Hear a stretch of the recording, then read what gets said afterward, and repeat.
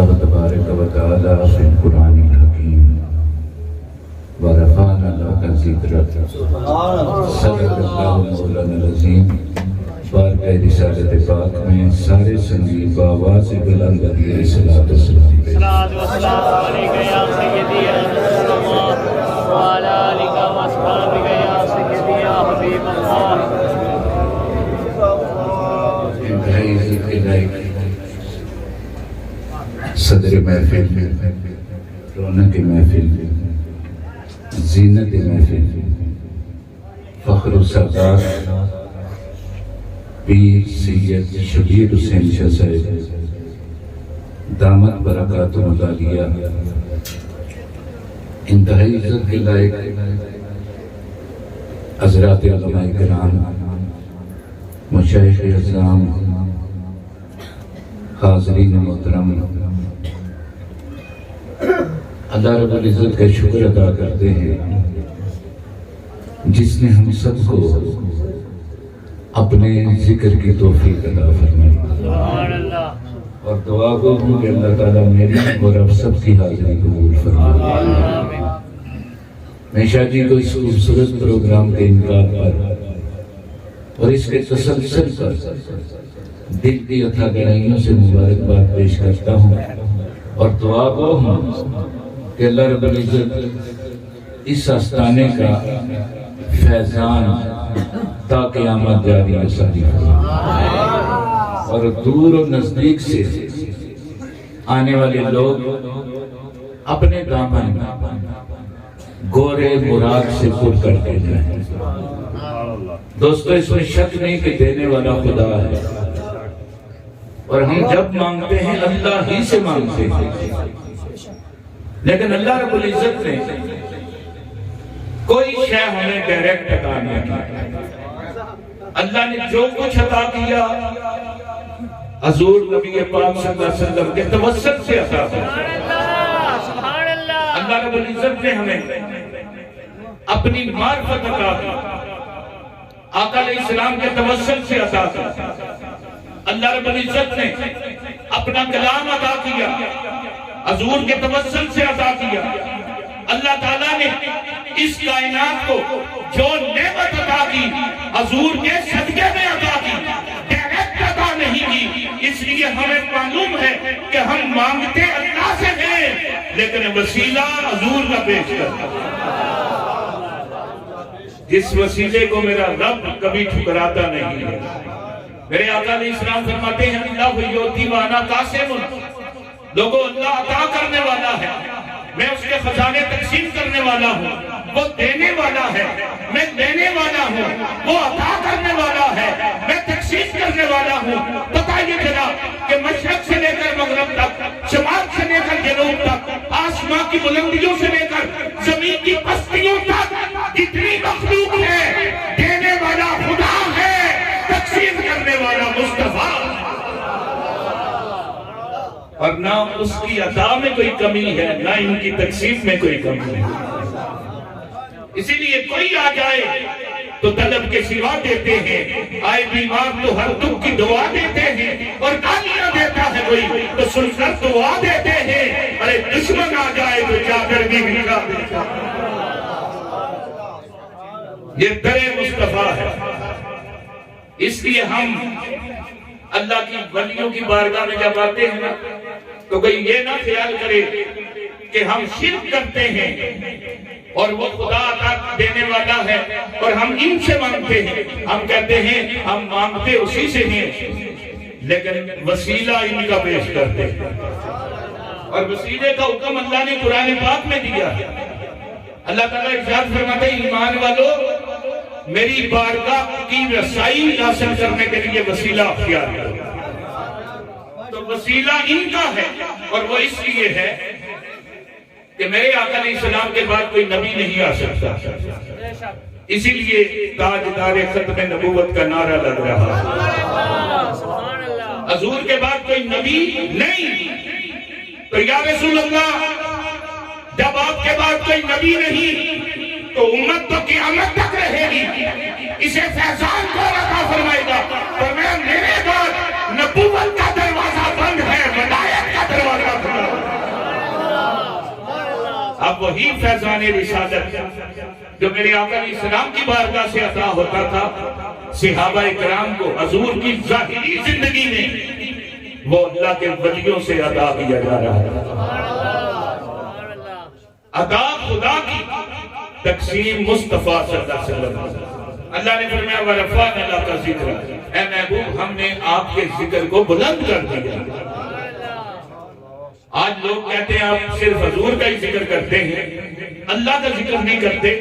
ہم کہتے ہیں ہم کب نبی پاک صلی اللہ علیہ وسلم کا ذکر کرتے ہیں؟ ذکر مصطفیٰ ہی تو ذکر خدا ہے۔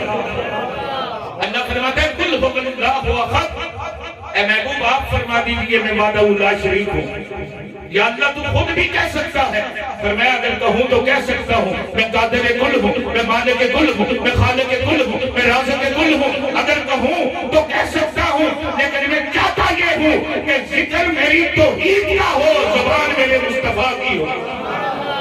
اونچی آواز سے کہیں گے سبحان اللہ، اور محبت سے کہیں گے سبحان اللہ۔ تو سامعین ذی وقار، یہ اللہ رب العزت کی عطا ہے اور یہ حضور نبی پاک صلی اللہ علیہ وسلم کی تقسیم ہے۔ اور میں ذکر تو میں نے بلند کر دیا ہے۔ اب جہاں جہاں آپ دیکھیں گے خدا کا ذکر ہوگا، وہیں پہ مصطفیٰ صلی اللہ علیہ وسلم کا ذکر ہوگا۔ اللہ رب العزت نے اس ذکر کو اتنا بٹھا دیا ہے اور اتنا عام کر دیا ہے کہ ساری کائنات میرے آقا علیہ السلام کا ذکر خیر ہی کر رہی ہے۔ اور اللہ رب العزت کے ذکر کے بعد اس کائنات میں جو سب سے بلند ذکر ہے وہ حضور نبی پاک صلی اللہ علیہ وسلم۔ نہ اس ذکر کا کوئی مقابلہ کر سکتا ہے، نہ اس فکر کا کوئی مقابلہ کر سکتا ہے، نہ اس شان کا کوئی مقابلہ کر سکتا ہے، نہ ان کی شان کا کوئی مقابلہ کر سکتا ہے۔ اور یہ ذکر جب بندے کے دل میں آتا ہے نا خلوص سے دل سے، تو پھر دل روشن ہو جاتا ہے۔ اور جب دل روشن ہو جائے، بابا جی حیدر شاہ قلندر رحمت اللہ علیہ شاہ جی تشریف لے جاتے رہتے ہیں آستانِ عالیہ پر، اور جب آپ آتے ہیں نا تو سنگی کہتے ہیں شاہ جی آئے تھے، ہم نے انہیں پہچان لیا تھا، یہاں بیٹھ کر لنگر شریف کھا رہے تھے۔ میں نے کہا اتنے بزرگ آتے ہیں آپ نے پہچانا کیسے؟ کہتے ہیں کچھ چہرے ایسے ہوتے ہیں کہ جو دور سے پہچانے جاتے ہیں۔ جس دل میں یہ ذکر آ جائے اس دل کو روشن کرتے ہیں۔ اور یہ ذکر حضور نبی پاک صلی اللہ علیہ وسلم کا خاصہ ہے کہ یہ خود بھی بلند ہے اور جو اس کا ذاکر ہوتا ہے یہ اسے بھی بلندی عطا کرتا ہے۔ اب دیکھیے جن جن نے اس ذکر کو پکارا ہے اللہ نے انہیں بھی عزت عطا کر دی۔ ابو بکر آتے ہیں تو صدیق اکبر بن جاتے ہیں، عمر آتے ہیں تو فاروق اعظم بن جاتے ہیں، عثمان آتے ہیں تو غنی بن جاتے ہیں، حیدر آتے ہیں تو علی بن جاتے ہیں، جامی آتے ہیں تو محبت ادا کی جاتی ہے، رومی آتے ہیں تو مودت ادا کی جاتی ہے، بلال آتے ہیں تو حبشہ کا سردار بنا دیا جاتا ہے۔ اور قیامت تک جو میرے مصطفیٰ پر آئے گا اللہ اسے اپنا ولی بنا کر دے گا۔ اس ذکر کی یہ شان ہے، یہ خود بھی بلند ہے اور ذکر کرنے والوں کو بھی بلندی عطا کرتا ہے۔ اور جو ارادہ بھی کر دے نا یہ اسے بھی منزل تک پہنچا دیتا ہے۔ جو ارادہ کر دے وہ بھی منزل تک۔ سلیمان فارسی رضی اللہ تعالیٰ عنہ میرے آقا کے صحابی بنے، کیسے بنے؟ آتش پرست تھے، آگ کو چوننے والے تھے، اس کی عبادت کرنے والے تھے۔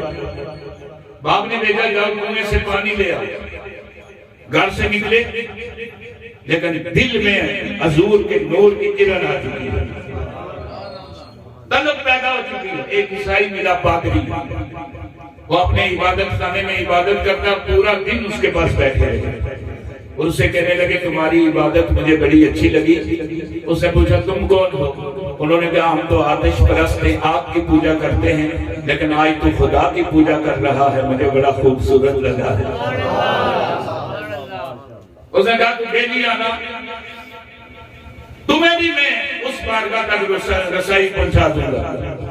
گھر کے باپ نے پوچھا کہاں تھے پورا دن؟ تو جھوٹ نہیں بولا، کیونکہ عاشق رسول صلی اللہ علیہ وسلم آپ نے سچ سچ بتا دیا. آپ نے فرمایا میں پادری کے پاس بیٹھا ہے. ابو جان اس کا مذہب بڑا اچھا لگا اور میں کہتا ہوں ہم آتش پرستی چھوڑ کر اس اللہ کی توحید کو نہ مان لیں اور اس کی بارگاہ میں جڑ جائیں. باپ کو غصہ آ گیا، اس نے کہا ہمارے باپ دادا کا مذہب ہم چھوڑ نہیں سکتے. خبردار. کمرے میں بند کر دیا. کسی طرح سے نکلے، پھر اس پادری کے پاس گئے. اس نے اپنے سے بڑے پادری کے پاس بھیج دیا.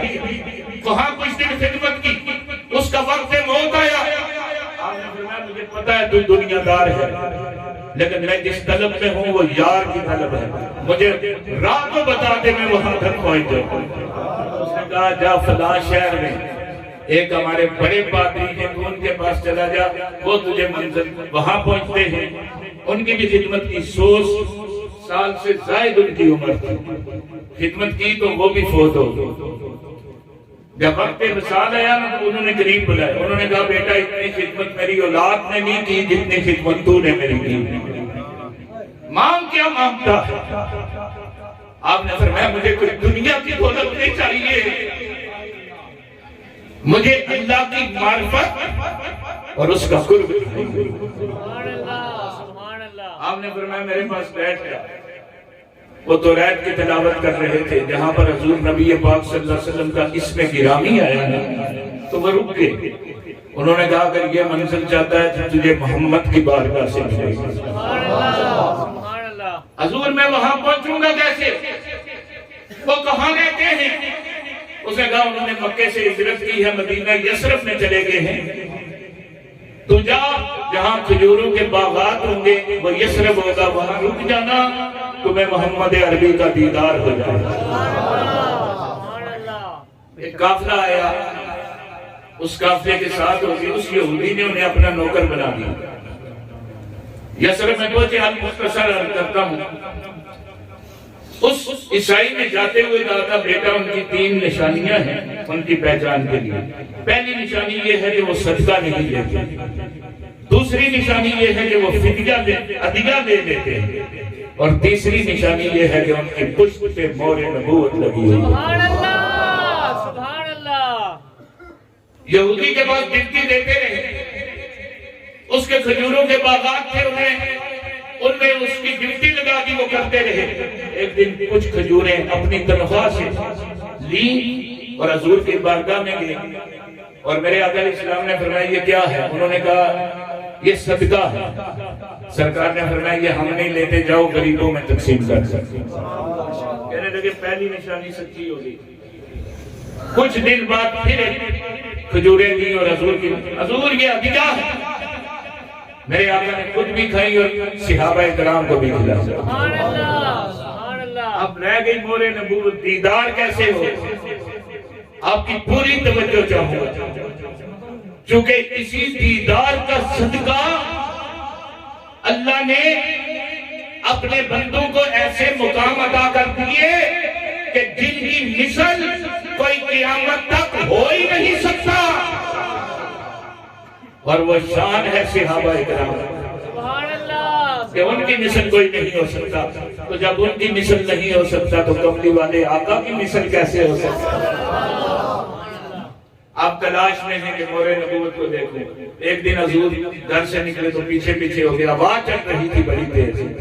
انہوں نے کہا قمیض اڑے گی اٹھے گی، میں حضور کی مور نبوت کا دیدار کرنا. سبحان اللہ. لیکن عاشقوں کا امتحان ہوتا ہے نا. ابتدائی عشق ہے روتا ہے کیا، آگے آگے دیکھئے ہوتا ہے کیا. حوا نے فرمایا سلیمان فارسی آج تیرے اور میرے عشق کا بھی مقابلہ ہے. تو مجھے چلنا دیکھنا چاہتا ہے. جیسے اتنی تیز ہوا میں آپ باہر نکلے ہوا رک گئی. اس نے کہا کیسے محبوب کا دیدار کرے گا؟ لیکن سامعین سی بتا حضور نبی پاک صلی اللہ علیہ وسلم کو آپ کی آمد کا بھی علم تھا. حضور نبی پاک صلی اللہ علیہ وسلم کو آپ کی مقصد آمد کا بھی علم تھا. میرے آقا علیہ السلام جب ہوا رک جاتی ہے آپ کی امیدیں ٹوٹ گئی. حضور نے فرمایا سلیمان آگے آجا. سرکار نے قمیض اٹھائی، مور نبوت کا دیدار دیا. میرے آقا کے صحابی بن گئے. اب کائنات میں قیامت تک ان کی کوئی ہو ہی نہیں سکتا۔ نعرہ تکبیر، نعرہ رسالت، نعرہ حیدری۔ کبھی اے حقیقت منتظر نظر آ لباس مجاز میں کہ ہزاروں سجدے تڑپ رہے ہیں میری جبین نیاز میں۔ دوستو، جن کے غلاموں جیسا کوئی نہیں، میرے آقا جیسا کون ہو سکتا ہے؟ حضور کی آل پاک جیسا کون ہو سکتا ہے؟ بند تن پاک جیسا کون ہو سکتا ہے؟ یہ تو بے مثل و بے مثال ہے۔ آج ہم شاہ جی کے عرس میں حاضر ہیں اور میں دعا گو ہوں کہ اللہ رب العزت امت مسلمہ کو عشق مصطفیٰ کا جذبہ عطا فرمائے۔ آج امت میں بڑے امتحان ہیں اور بالخصوص فلسطین کے حالات آپ دیکھتے ہیں کہ معصوم بچوں کو شہید کیا جا رہا ہے، اور کل کی خبر تھی کہ 3000 سے زائد بچے شہید کر دیے گئے۔ یہ تو ان کی سرکاری خبر تھی نا، لیکن پتہ نہیں کتنے لوگ شہید ہو چکے ہیں، عورتیں شہید ہو چکی ہیں، معصوم بچے شہید ہو چکے ہیں۔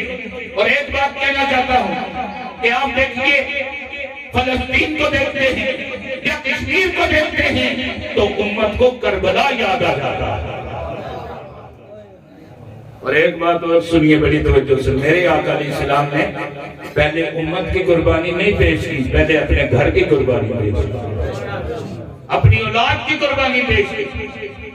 اب فلسطین کو دیکھ کر، ان بچوں کو دیکھ کر امام علی اصغر کی یاد آتی ہے کہ جب 6 مہینے کی عمر میں میرے آقا اہتمام حجت کے لیے میدان کربلا میں لے کر کے انہوں نے تیر مارا، آپ نے جامع شہادت پیش کر دیا۔ آپ نے اللہ کی بارگاہ میں التجا کی، مولا اگر تو اس میں خوش ہے نا تو پھر حسین بھی تیری رضا میں خوش۔ ہم سے رقم نہ ہوں گے قصیدے یزید کے، ہم لوگ تو حسین کے سیرت نگار ہیں، اور قتل حسین اصل میں مرگ یزید ہے۔ اسلام زندہ ہوتا ہے ہر کربلا کے بعد۔ امام علی اصغر کے بچپن کو دیکھ کر، ان کی شہادت کو دیکھ کر آج فلسطینی مسلمانوں کے دل میں صبر آ رہا ہے، اور یہ وہ مقام ہے یہاں پہ مسلک بھی نہیں رہتا۔ مولانا طارق جمیل صاحب کا نوجوان بیٹا فوت ہو گیا، ٹی وی والوں نے ان سے انٹرویو لیا، مولانا یقیناً ہر باپ کے دل میں دکھ ہوتا ہے اور پتہ اسی کو ہوتا ہے جس پر گزرے، لیکن مولانا نے ایک جملہ کہا جو بند وقت بے فکر سے ہوگا۔ انہوں نے کہا لوگوں، یہ بڑا دکھ ہے، یہ بڑا صدمہ ہے، لیکن میں نے شہادت حسین کو یاد کر کے اس صدمے کو صبر کیا۔ جو آزمائشیں اور جو امتحان سے وہ گزر چکے ہیں، وہ امت کے لیے ایک راہ بن چکی ہے، اور جس صبر کا انہوں نے مظاہرہ کیا وہ امت کے لیے ایک عظیم صبر جمیل بن چکا ہے۔ انہوں نے کہا میں امام علی مقام کے آل رسول کے دکھ دیکھتا ہوں اور میدان کربلا کے شہیدوں کو اور نوجوان ان کے بیٹوں کو دیکھتا ہوں تو میں اپنے بیٹے پر صبر کرتا ہوں اور اللہ مجھے صبر عطا فرماتا ہے۔ تو نشان منزل ہے امام علی مقام کی ذات۔